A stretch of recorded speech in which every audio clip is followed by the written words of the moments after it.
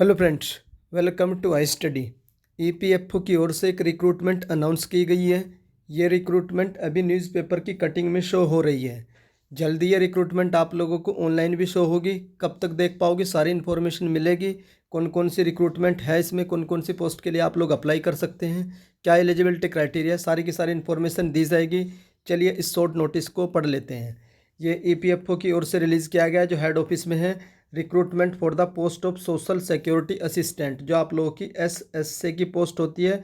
एक तो ये रिक्रूटमेंट है, उसके बाद स्टेनोग्राफर की पोस्ट है इन ईपीएफओ वाले डिपार्टमेंट में। उसके बाद online application are invited for filling up the post of SSC and stenographer in the employees provident fund organisation, जो ईपीएफओ की फुल फॉर्म होती है। एक कैंडिडेट में apply for more than one post but will have to apply and pay the examination fees separately for each post provided in the detailed advertisement। आप लोग एक से ज़्यादा पोस्ट के लिए अप्लाई कर सकते हैं, लेकिन आप लोगों की कंडीशन यह है कि दोनों पोस्ट की सेपरेट फीस आप लोगों को पे करनी होगी। और ये सारी इन्फॉर्मेशन आप लोगों को जो उसका डिटेल एडवर्टाइजमेंट आएगा उसमें दी जाएगी। The details of the essential qualification, number of vacancy, age limit and scale of पे आर गिवन। तो इन्होंने दे दिया कि आप लोगों की जो इसेंशियल क्वालिफिकेशन क्या रहेगी। सबसे पहली जो पोस्ट आती है आप लोगों की सोशल सिक्योरिटी असिस्टेंट की आती है, एसएसए बोलते हैं जिसको, एसएसए। तो इसका जो एलिजिबिलिटी क्राइटेरिया है, एजुकेशन क्वालिफिकेशन क्या रहने वाली है, bachelor degree from recognised university. आप लोगों के पास एक बैचलर डिग्री होनी चाहिए। बैचलर डिग्री ये नहीं कि किस कैटेगरी में होनी चाहिए, कोई भी होनी चाहिए।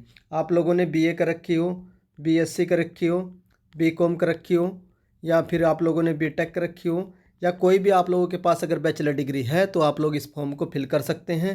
उसके बाद एक चीज़ और मेंशन कर रखी है, अ टाइपिंग स्पीड ऑफ 35 वर्ड पर minute in English and 30 word पर minute in Hindi on computer. आप लोगों के पास टाइपिंग भी होनी चाहिए। टाइपिंग मेंशन कर रखी है कि 35 वर्ड पर मिनट आप लोगों की इंग्लिश में स्पीड आनी चाहिए और 30 वर्ड पर मिनट आप लोगों की हिंदी में स्पीड आनी चाहिए। तो ये टाइपिंग है। दो क्राइटेरिया आप लोगों के पास, एक तो बैचलर डिग्री का और एक टाइपिंग का क्राइटेरिया है। उसके बाद नंबर ऑफ वैकेंसी देख लेते हैं, 2674 वैकेंसी है इसमें। उसके बाद और ये तो वैकेंसी है, ये स्टेट वाइज डिवाइड रहती हैं, वो तो आप लोगों को डिटेल नोटिफिकेशन आएगा उसमें बताई जाएगी कि किस स्टेट से कितनी वैकेंसी दी गई है। एज लिमिट आप लोगों की 18 से 27 रहेगी। उसके बाद एज ऑन क्लोजिंग डेट, जो भी इनकी क्लोजिंग डेट है उसको आप लोगों की एज 27 मैक्सिमम होनी चाहिए। एज रिलैक्सेशन दिया जाएगा एससी एसटी कैंडिडेट को और ओबीसी कैंडिडेट को।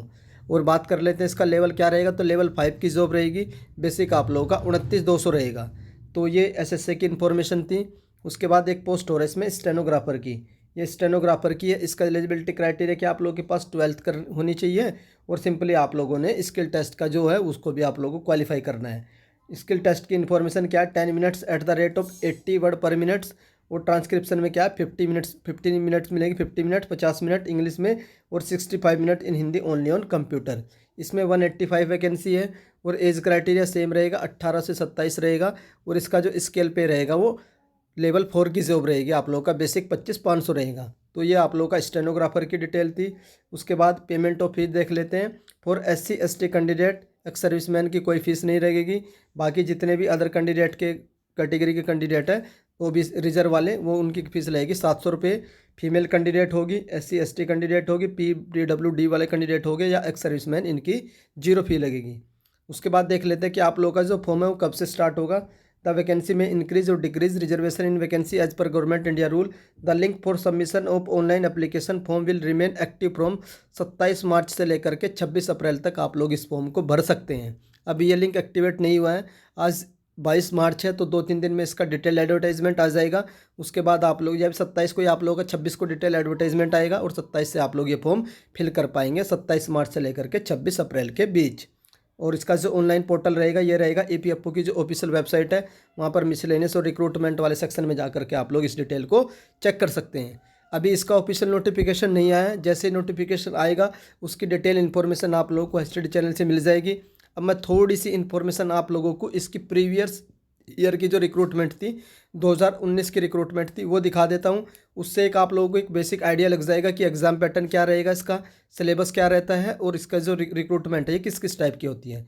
तो चलिए हम लोग देख लेते हैं इसका ओल्ड नोटिफिकेशन। तो ये मैं आप लोगों के साथ ओल्ड नोटिफिकेशन दिखा रहा हूँ।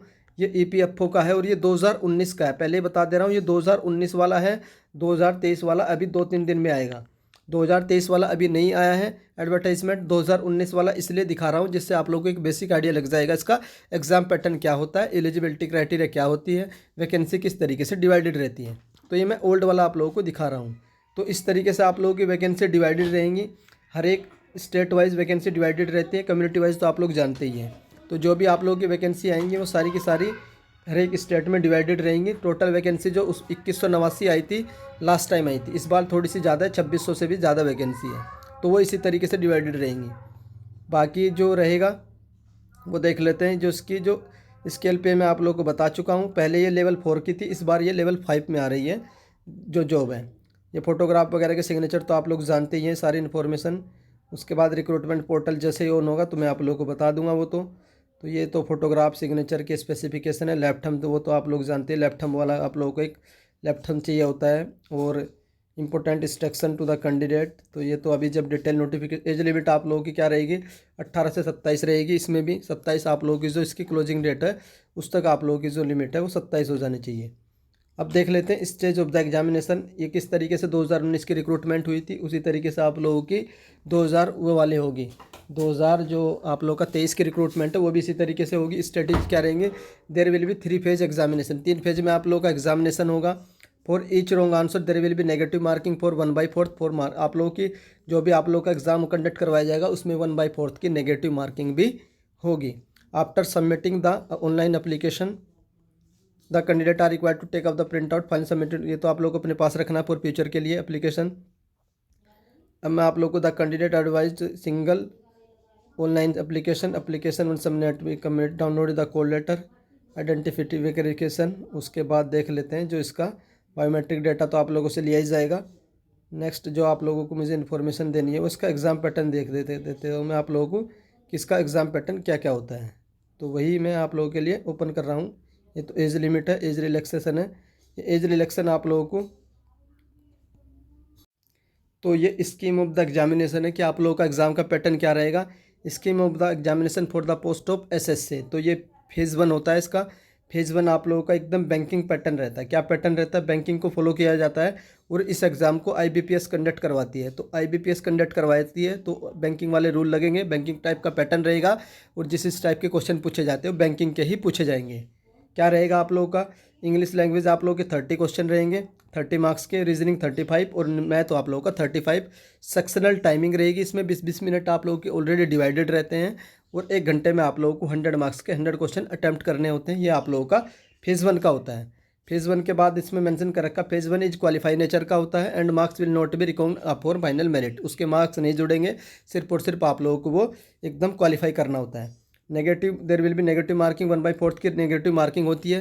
फेज़ 1 जब आप लोग क्वालिफाई करते हैं तो उसके 1/10 रेशियो में about 10 times the number of vacancy in each category आप लोगों का फेज़ 2 कंडक्ट करवाया जाता है। जो आप लोगों का फेज़ 2 होता है, फेज़ 2 का जो if the examination held in more than 1 session the score across various session will be equated following standard practice to adjust for the slight differences in the difficulty level. अगर आप लोगों का exam मोर than 1 shift में होता है तो normalisation भी किया जाता है, पहले भी किया गया है तो 2023 में भी किया जाएगा। उसके बाद मेंस का पैटर्न देख लेते हैं कि मेंस का एग्जामिनेशन पैटर्न क्या रहने वाला है। तो रीजनिंग आप लोगों की 40 क्वेश्चन 60 मार्क्स के, जनरल इकोनॉमी रहेगी, फाइनेंशियल अवेयरनेस रहेगी 40 क्वेश्चन 40 मार्क्स के, इंग्लिश लैंग्वेज 30 क्वेश्चन 40 मार्क्स के और क्वांटिटेटिव एप्टीट्यूड रहेगा आप लोगों का 40 क्वेश्चन 60 मार्क्स के।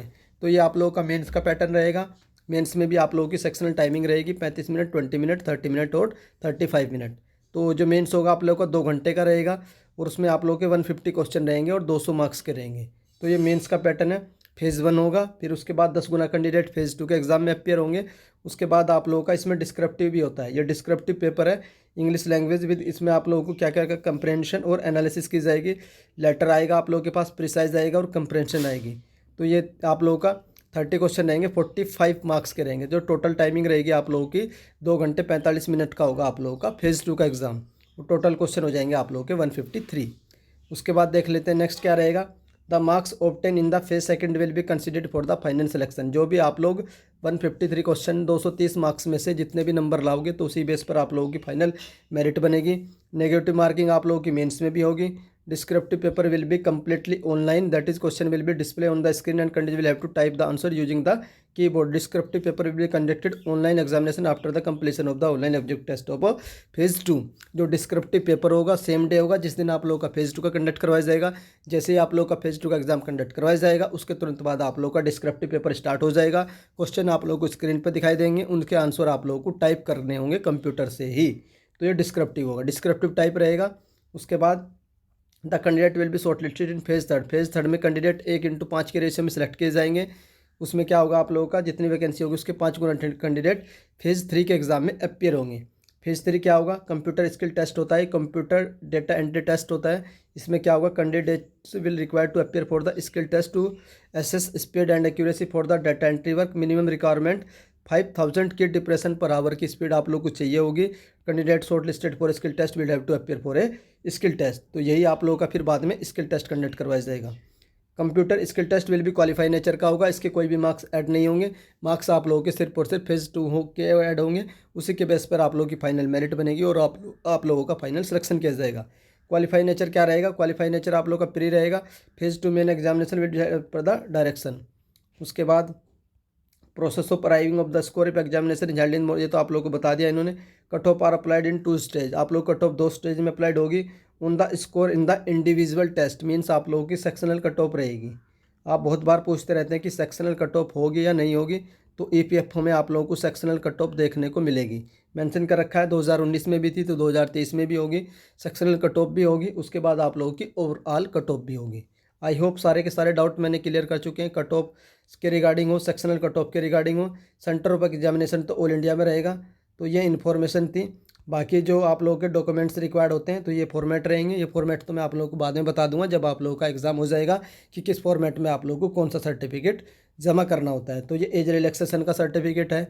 उसी तरीके से ये आप लोगों का देख सकते हैं, ये OBC नॉन क्रीमी लेयर वालों का सर्टिफिकेट है, इस फॉर्मेट में बना होना चाहिए। उसके बाद SC ST का सर्टिफिकेट भी होगा इसमें। ये आप लोगों का declaration to submitted the ex serviceman को जो डिक्लेरेशन सबमिट करना होता है ये उनके लिए होता है। और ये आप लोगों का नेम ऑफ द एड्रेस, ये तो उनका पे जो पब्लिक फिजिकल डिसेबिलिटी वालों का है। तो ये इन्फॉर्मेशन थी। अगर अभी भी आप लोगों को कोई भी डाउट आता है इस रिक्रूटमेंट के रिगार्डिंग तो आप लोग कमेंट करके पूछ सकते हैं। तो EPFO का जो मैंने एक ग्रुप बनाया टेलीग्राम ग्रुप पे, EPFO में जो SSA की रिक्रूटमेंट आई है टेलीग्राम ग्रुप बना दिया है मैंने। उस ग्रुप में जाकर के आप लोग ऐड हो जाइए। उसमें मैं आप लोगों को प्रीवियस ईयर के क्वेश्चन पेपर, प्रीवियस ईयर की कट ऑफ और जो आप लोगों की PDF मैथ की, इंग्लिश की, रीजनिंग की सारी PDF फ्री में प्रोवाइड करवाई जाएगी। उस ग्रुप को आप लोग ज्वाइन कर लीजिए। उस टेलीग्राम ग्रुप का लिंक आप लोगों को इस वीडियो के डिस्क्रिप्शन में मिल जाएगा। जैसे ही इसका ऑफिशियल नोटिफिकेशन आएगा उसकी detail information high study channel से आप लोगों को सबसे पहले मिल जाएगी। अगर हाई स्टडी चैनल की ओर से दी गई इन्फॉर्मेशन आप लोगों को पसंद आती है तो आप वीडियो को लाइक कर सकते हैं, जिससे मुझे मोटिवेशन मिले और न्यू रिक्रूटमेंट आप लोगों को सबसे पहले मिलती रहे। वीडियो देखने के लिए धन्यवाद। Thank you.